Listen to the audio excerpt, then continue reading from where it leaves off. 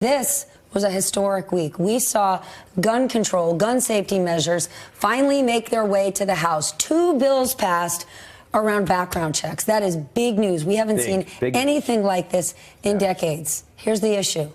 It's probably not getting past the House. I think, well, listen. Well, yeah, it's probably not getting past the House, i.e. it won't get passed in the Senate. Right. Here's the progress. And I met with Mothers Demand Action earlier this week, and I was with law enforcement from Jersey last night.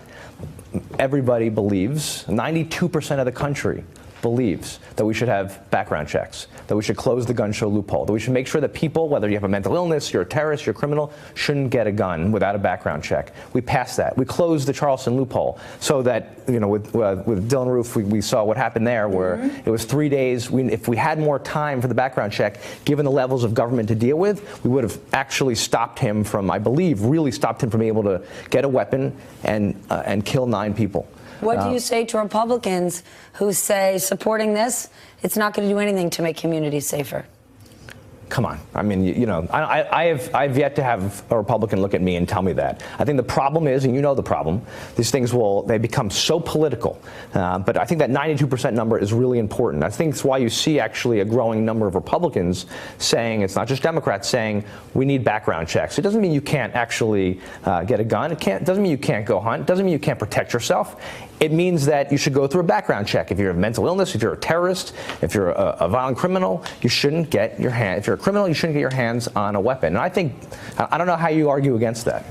All right, I want to talk about the president and his emergency declaration to get funding for his border wall. Republican Senator Lamar Alexander, he is warning the president that he could actually face a GOP revolt over this thing. Is that an empty warning, or you think that could actually happen? I'm hearing that it could actually, we passed it, as you know, out of the House this past week. Now the question is, can you get enough votes in the Senate? And I'm hearing from colleagues that there's a real chance of that, as we heard not just Lamar, but others are saying it too. This is about separation of powers. This is about misusing emergency powers, right? There's times where, of course, we need it. If there's an exigent threat and an urgent threat, we should use it. And we need to make sure that the commander-in-chief has the ability to respond to an urgent threat. This was about an agreement that was made, and then saying, I didn't like that deal, so I'm going to misuse the Emergency Powers Act and try to overrule what we just agreed to in Congress, where we have a responsibility in Congress and the president's responsibility. There's a clear separation of responsibilities here, and he's just trying to, in this case, encroach on our responsibilities, and that's why I think you see people in the Senate responding that way.